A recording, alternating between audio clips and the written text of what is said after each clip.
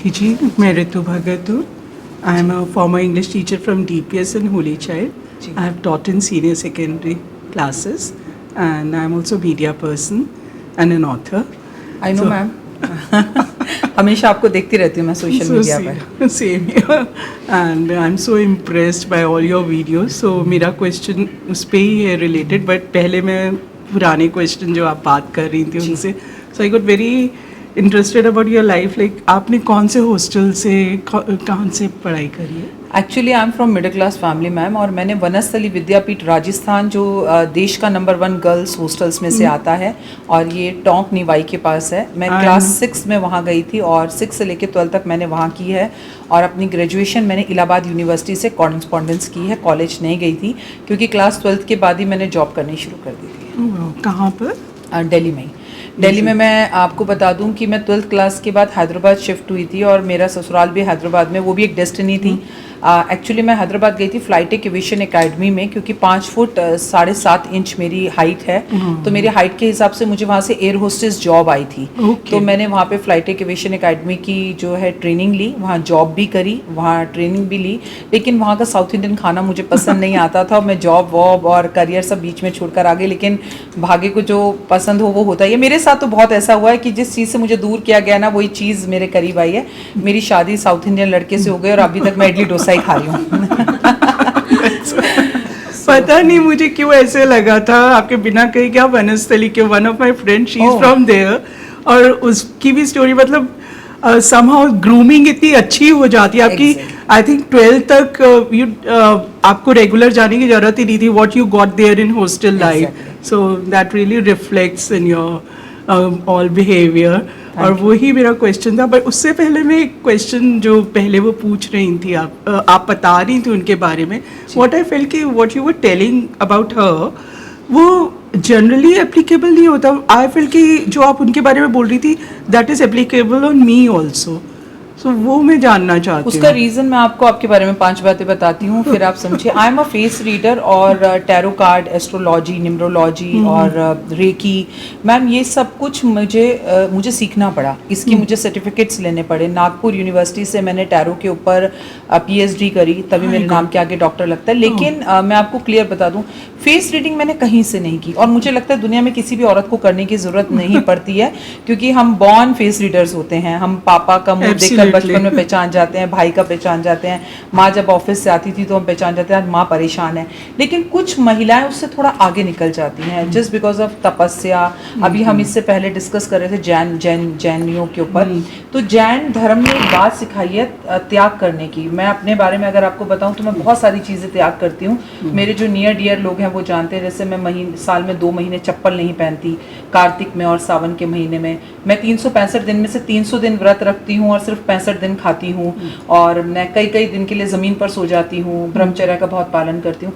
तो फिर आप जब तप करते हो, मैं कलयुग में देखिए हिमालय पे जाके तो तप नहीं कर सकती, तो मैं अपने घर में ही करती हूँ. तो आपकी सिक्स सेंस अच्छी हो जाती है.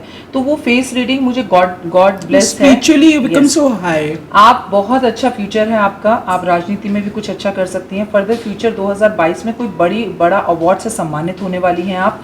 लेकिन health issue will be there. 2022 Mangal का साल है, तो आपका कोई ऑपरेशन हो सकता है. So please take care of your health. और आपको कोई छोटी मोटी चोट लग सकती है. प्लस दिल की बहुत अच्छी है. बिल्कुल आपने कहा जो आपने बोला वो सब कुछ मुझ पे भी एप्लीकेबल होता है. लेकिन आप में एक बात है, she is a emotional fool, you are not a emotional fool. कई बात आप अपने दिमाग से भी लेती हैं. आप एक बहुत अच्छी टीचर हैं, इसलिए नहीं कि आप स्कूल में पढ़ाती थी. जब आप किसी को समझाने बैठेंगी तो आप एक जिसे कहते हैं ना काउंसलर की तरह सामने वाले को बहुत अच्छा समझा देंगे. लेकिन आपकी एक कमजोरी है, आप खुद को नहीं समझा पाती. आपके अंदर एक प्रॉब्लम है कि आप दूसरों को तो लेक्चर दे देती हैं, लेकिन वो अपने ऊपर एप्लीकेबल नहीं करती हैं. बिल्कुल मुझे भी लगता है कि बुकिश नॉलेज ज़्यादा हो जाती है, अपने पे जब वो अप्लाई नहीं कर पाते. और that is more important. Health भी है, विल कीप सेइंग हेल्थ की करो, but I am the person who doesn't take care of health. लापरवाह हैं आप. दवाई नहीं खाएंगी टाइम पर, आप लापरवाही करेंगी. आपको मैंने बोला 2022 आपके लिए बहुत अच्छा रहेगा. आपका सम्मान बढ़ेगा, लेकिन health will be a big problem. Plus मैं आपको एक बात बोलूँ मैम, मैं जब वनस्थली विद्यापीठ में पढ़ती थी, तो अगर आप वनस्थली के बारे में जानती हैं तो वहाँ लड़कियों को लड़का बना देते हैं, ठीक है। हम 4 बजे उठते थे, कुएं से पानी निकालते थे, नहाते थे, सब ठीक है। और क्या था, वहाँ ज़्यादातर बिहार राज्य से लड़कियाँ थी जिनका हाइट बहुत छोटी होती थी। अब मैं पंजाबन थी, मेरी हाइट इतनी बड़ी थी, तो मैं क्लास टीचर, मेरे को क्या करती थी, क्लास मॉनिटर, विंग मॉनिटर, बस मॉनिटर, पिकनिक मॉनिटर, तो वो मेरे को इतने मॉनिटर्स बना दिए कि मैं अपना मतलब मुझे ये लगने लगा कि I am a leader, I am a boss. लेकिन मैम एक कमी होती है वनस्थली की लड़कियों में, लेट मी क्लियर दैट, हमें इंग्लिश बिल्कुल नहीं आती थी। जब हम उस समुद्र से बाहर निकले, आप यकीन मानेंगे क्लास 7th में हमने फर्स्ट टाइम ABCD पढ़ी थी, तो हमें इंग्लिश नहीं आती थी, तो हमें लोग बड़ी अजीब नज़रों से देखते थे। और एयर होस्टेस ट्रेनिंग में जब मैं थी, तो मैं अकेली ऐसी थी जो हिंदी में एग्ज़ाम देती थी, सारी लड़कियाँ इंग्लिश में देती थी, मुझे इंग्लिश में बड़ी प्रॉब्लम होती थी। लेकिन जब मैं धीरे धीरे बड़ी हुई, मैंने इंग्लिश की कई क्लासेस ली, इंग्लिश बोलना सीखा। फिर एक दिन मैंने महसूस किया, आप इंग्लिश टीचर हैं इसलिए आपको बता रही हूँ, मुझे फर्स्ट टाइम किसी के यहाँ वास्तु करने के लिए लंदन जाना पड़ा। मैं अपने हस्बैंड से सिर्फ एक ही बात करती, मेरे हस्बैंड मुझे कह रहे थे कि एंट्री करना तो तुम्हें ये भरना पड़ेगा फॉर्म, ये वो। मैं उनसे ये सब नहीं पूछ रही थी, मैं उनसे बोल रही थी मैं वहाँ कैसे बात करूँगी, मुझे इंग्लिश नहीं आएगी, मुझे इंग्लिश नहीं आएगी, मेरे को बड़ा अजीब लग रहा है, मैं वहाँ किसी टैक्सी वाले से कैसे बात करूँगी। लेकिन लेट मी नो, और आपको भी बता दूँ अगर आप दर्शक हैं, आप जिंदगी में ना एक बार अगर तैरना नहीं आता ना, कूद जाओ समुद्र में। और मैं लंदन अकेले जाकर आई, और मैं आपको खुद नहीं बता सकती, जब मुझ पर पड़ी तो मैंने इतनी अच्छी इंग्लिश बोली, और उन लोगों से मैं इतना अच्छा बोल पाई मैम, वो मुझे समझ रहे थे, मैं उनकी सब बातों को समझ रही थी।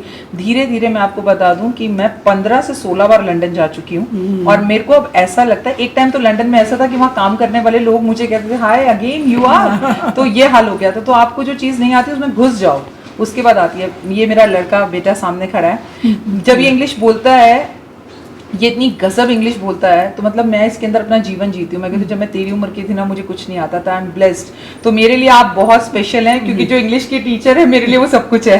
So, I don't think language को इतना वो महत्व देना चाहिए। इनफैक्ट मेरे को अब ये लगने लगा कि कई जगहों पर अभी मैं एक किसी के डेथ पे गई थी, वहाँ पे भी like I feel we people are really unfortunate that we give so much importance to English. Exactly. It's just a language. आप किसी भी लैंग्वेज में कम्युनिकेट करें, the way you communicate, that's really commendable. Ma'am thanks to Amitabh Bachchan ji का बनता है कि कौन बनेगा करोड़पति में आके उन्होंने एटलीस्ट ये साबित Fully कर दिया agree कि हिंदी हमारे लिए।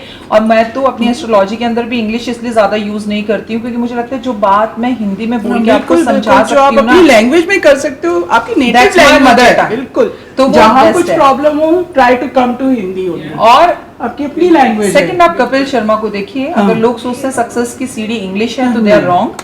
कपिल शर्मा को बिल्कुल इंग्लिश नहीं आती, और वो आज टॉप पर अपनी जगह पर बैठे हैं। अगर आपको जो आता है बस वो मन से कम्युनिकेट करना और आना चाहिए 100% देकर करो तो यू आर द बेस्ट। मेरी बुक भी यही है जो आप बात कर रहे हैं, मैं एंड आई आपकी हैव book जरूर ग्रेट कन्विक्शन अबाउट इट, जो मुझे मालूम है कि it's a very different and original subject, लेकिन अभी हम आपकी बातों को ही डिस्कस करें। मैं आपकी बुक जरूर पढ़ूंगी और बेटे को भी पढ़ने को कहूंगी। Thank you so much. तो मेरा क्वेश्चन यही था कि आपने आधा मेरा जवाब इसी में दे ही दिया कि लीडरशिप स्किल्स आप में थी, तो I was coming to astrology से अलग जो आपका बोलने का एक स्टाइल है, and then you take so many of social causes, तो वो जो आपका इंटरेस्ट कैसे आया इन सोशल, वो बहुत अच्छा लगता है मुझे। एक अभी आपका मैंने वीडियो देखा था, दैट वाज फॉर विडोज जी, तो बहुत अच्छा बोलती हैं, और मैं मतलब बहुत ध्यान से सुनती हूँ। Thank you ma'am. मैं आपको बताती हूँ उसका रीज़न, मैं एक मिडिल क्लास फैमिली से हूँ मैम। मैंने आपको बोला हम 2 भाई बहन थे, हमारे घर में हर चीज़ एक ताल मिल कर आती थी कि 6 केले आने हैं, 6 चीज़ आने, तो वो गरीबी और वो चीज़ों की वैल्यू मैंने बचपन से देखी है। लेकिन मैं देखती हूँ आज की जनरेशन को वो वैल्यू नहीं है। मैं जनरेशन से पहले खुद को भी गलत कहूँगी, आप सबको भी गलत कहूँगी। आज अगर आपका बेटा, आपकी बेटी का बच्चा आपके घर में कोई भी आके आपके पैर छूता है तो आप कहते हो और क्या हाल चाल है, कोई गर्लफ्रेंड बनाई नहीं बनाई, मुंडे की चल रहा है। लेकिन आप में से कोई भी मदर ये नहीं कहती पलट के, जैसे हमारी माँ कहती थी खुश रहे, तू फूले फले, मेरी दुआएं हैं तुझे। कोई भी अगर बच्चे पैर नहीं छूते तो नहीं छूते, बट हम में से भी कितने लोग आशीर्वाद देते क्योंकि हम आशीर्वाद देना भूल गए हैं। इसे तो मैं चाहती हूँ हमारा कल्चर जिंदा रहे, जब बच्चे हमारे पैर छुएं, चाहे वो घुटने तक हैं, कुछ दिन बाद तो वो सिर्फ हाथ पर ही आने वाले हैं। तो फिलहाल आप अपने बच्चों को, अगर एक माँ मैम ये जो हमारा स्लोगन है ना, बेटी बचाओ बेटी पढ़ाओ, ये स्लोगन ही गलत है। हाँ। हमारा स्लोगन होना चाहिए अपने बेटे को समझाओ, और ना समझे तो थप्पड़ लगाओ, उसे बताओ कि जितनी रिस्पेक्टेड मैं हूँ उतनी ही रिस्पेक्टेड तेरी बहन और सड़क पे चलने वाली हर लड़की है। तो इस देश में बलात्कार नहीं होंगे और फिर बेटी बचाओ बेटी पढ़ाओ करना नहीं बिल्कुल। पड़ेगा। तो हमें अपने संस्कारों को और जड़ों को जोड़ के रखना होगा। पेड़ जब तक जड़ों से जुड़ा रहता है वो हरा रहता है, सीधी बात। बिल्कुल, I fully agree with you. मेरा बेटा भी है, मैं बाहर जा रही हूँ, मम्मा आप जाओ, आप तैयारी कर लो, मैं सर्व कर दूंगा। तो these values we can only actually उसको बर्तन मारना सिखाइए, उसे काम करना सिखाइए। ये बिल्कुल नहीं तुम लड़के हो तो तुम नहीं, बाहर ये जा सकते डिफरेंस हो, करना ही नहीं चाहिए। ये और माँ आजकल ही- सबके एक एक बेटा एक एक बेटी है, सो ये करना पड़ेगा। दोनों तरीके से आप उनको, लड़कियों को आप बाहर जाना सब कुछ सिखाइए, किस तरीके से डील टू करना योर है। Child in every manner, in every lecture, in every topic. उसको पीरियड्स का भी बताइए, उसको सब बताओ कि कल को तुम्हारी वाइफ आएगी तो उसे क्या प्रॉब्लम होगी जो तुम्हारी माँ झेल रही है। तो हमें ये जो जनरेशन गैप में हमारे बीच में जो गैप आ गया कि बच्चे समझते नहीं, हम इन्हें समझाते भी नहीं है। हाँ। हमें फॉर ग्रांटेड लेने देते हैं और छोड़ देते हैं। तो अगर माँ अगर घर से नहीं, शुरू हम करे- समझाते हैं, बट कई बार बच्चे ही बोलते हैं लेक्चर लेक्चर में आपको बताती हूँ, उसका तरीका बदल दीजिए, उनकी सब्जेक्ट्स को, उनकी चीजों को इंटरेस्टिंग बना हाँ, दीजिए। आप उनको ये कभी मत बोलिए कि ये पैर छूने चाहिए, ये छूने चाहिए, वो नहीं, ऐसा मत बोलिए।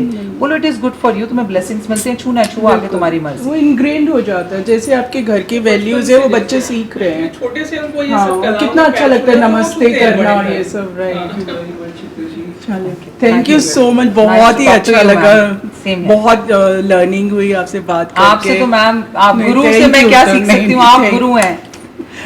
Teacher is always teacher, and you are in आप- yellow colour, you looking beautiful in yellow so are you, इतना Thank अच्छा you. लग रहा है Same मुझे। here. I think it's the like mutual admiration club है हमारा। Colour. Very true, it's all credit goes to Sanjay ji. हाँ, right.